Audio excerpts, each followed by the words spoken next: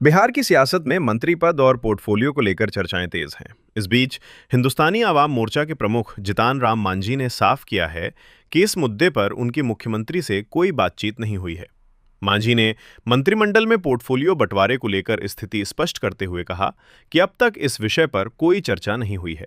उन्होंने कहा, मुख्यमंत्री सम्राट चौधरी ने मुझसे कहा है कि आप मेरे गार्जियन समान हैं और संतोष मेरे भाई जैसे हैं। ऐसे में जो भी निर्णय होगा वो उचित ही होगा। मांझी के इस बयान को सियासी संतुलन बनाए रखने की कोशिश के तौर पर देखा जा रहा है। इस दौरान उन्होंने अपने मुख्यमंत्री कार्यकाल को याद करते हुए कहा कि जब वे बिहार के मुख्यमंत्री थे तब नीतीश कुमार नगर विकास मंत्री थे और उसी समय पटना मेट्रो का प्रस्ताव पहली बार सामने आया था। सर, बिहार के कानून व्यवस्था पे विपक्ष लगातार सवाल उठा रहा है। आज भी सुबह सुबह एक एनकाउंटर हुई है। देखिए, विपक्ष क्यों नहीं उठाएगा सवाल? उठाना स्वाभाविक है, क्योंकि आज नहीं बहुत पहले से कह रहे हैं हम कि बिहार में लॉ एंड ऑर्डर खराब करने की पूरी जिम्मेदारी हमारे राजद के कार्यकर्ताओं पर है। चाहे भूमि विवाद हो, चाहे बलात्कार हो, चाहे लूट हो, चाहे हत्या हो।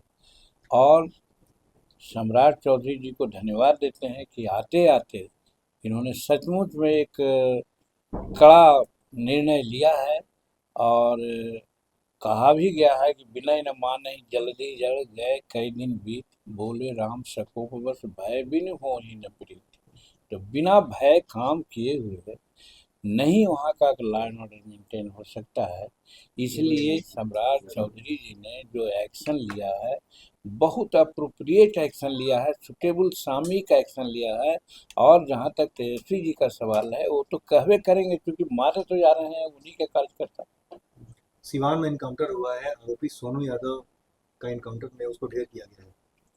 तो इसमें विशेष कहने की जरूरत नहीं थी। इसका जो सवाल तो जवाब वही हो गया कि सब तो वही लोग हैं और आज तक उनको छोड़ा जा रहा था किसी भी प्रकार से। लेकिन कच्चा खिलाड़ी नहीं है सम्राट चौधरी, सबके नब्ज को जानते हैं, बहुत दिन से राजनीति कर रहे हैं। तो पहले ही इन्होंने थ्रेटनिंग दे दिया, या तो भाई बिहार छोड़ दो, न तो अपराध छोड़ दो, और नहीं तो तुम्हारी स्थिति हो जाएगी।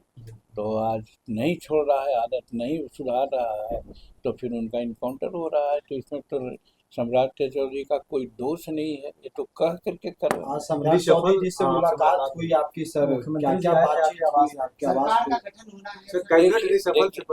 देखिए, सम्राट चौधरी जी के महानता है, ये बड़प्पन है कि बिहार के और जनता दल के, भाजपा के सभी शीर्ष नेताओं से मुख्यमंत्री बनने के बाद और मंत्रिमंडल गठन होने के पहले सबसे कुछ न कुछ अपनी राय ले रहे हैं, चाहे बोल करके स्पष्ट चाहे अस्पष्ट।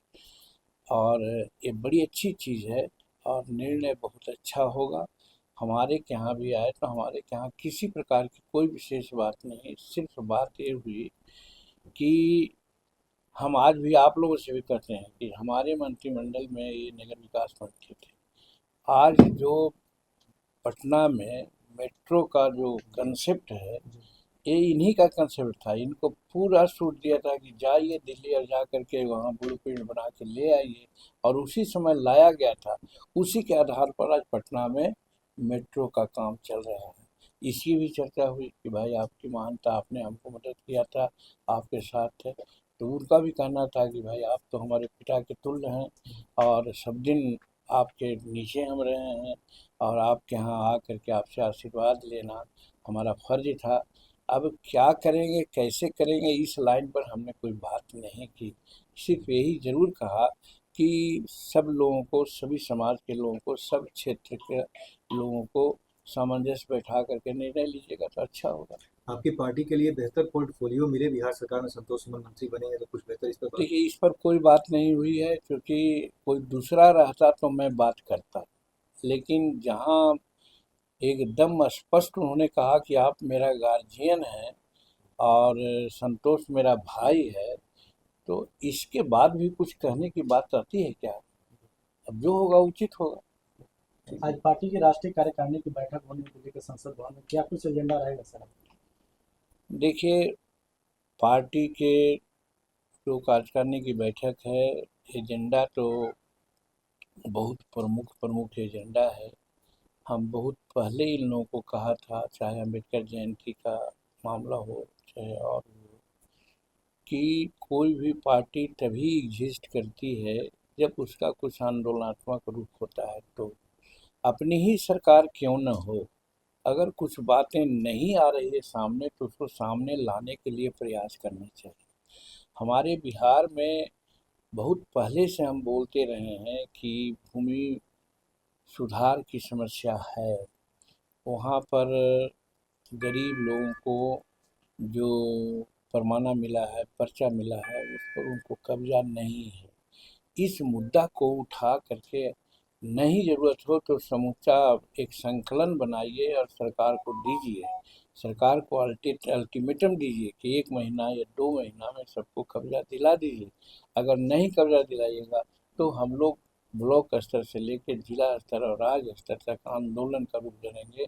हम चाहे एनडीए में हैं तो इससे कोई मतलब नहीं है। मतलब ये है कि जनता का काम होना चाहिए, गरीब का काम होना चाहिए। सर एक और सवाल है कि आपने एक बयान दिया था, दिल्ली में एक बिहारी की हत्या हो गई थी, उसके बाद चिराग पासवान आपके बयान के बाद प्रतिक्रिया दी, आपको नसीहत दे रहे थे कि ऐसे नहीं बोलना चाहिए। समझदारी का फेरा है उनको। अभी राजनीति उनके पिताजी करते थे, वो राजनीति में कितना प्रौढ़ हैं सब आप लोग जानते हैं। हम उसमें क्या कहा था, कोई भी बिहारी का खून बहता है और सचमुच में बिहारी है, उसको दुख नहीं होगा तो लानत न है उस व्यक्ति का। तो जीतन मांझी आज 82 वर्ष का है, 46 वर्ष से राजनीति कर रहा है, बिहार का राजनीति का अन्न, जनता का अन्न और आशीर्वाद खा रहा है। वो कैसे कहेगा कि बिहारी की हत्या कहीं हो गई तो अच्छा हुआ।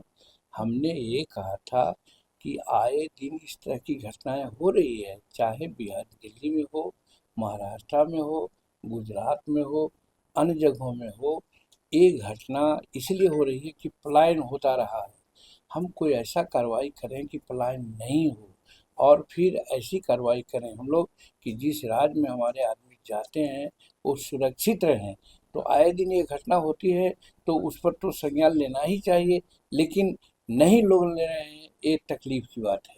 तो इसमें कहाँ है नसीहत देने की बात, कहाँ हमने कहा कि बड़ी अच्छा हो रहा है। हमने तो कहा कि ऐसा हो रहा है, इस पर ऐतिहासिक कार्रवाई होनी चाहिए दोनों तरफ से, जिस राज्य में हो रहा है उसके लिए और हमारे राज्य से जो पलायन हो रहा है उसको रोकने के लिए। दोनों तरफ से जब कार्रवाई होगी तो इस प्रकार की घटनाएं नहीं होगी, नहीं तो घटना ऐसी हो रही। ठीक है।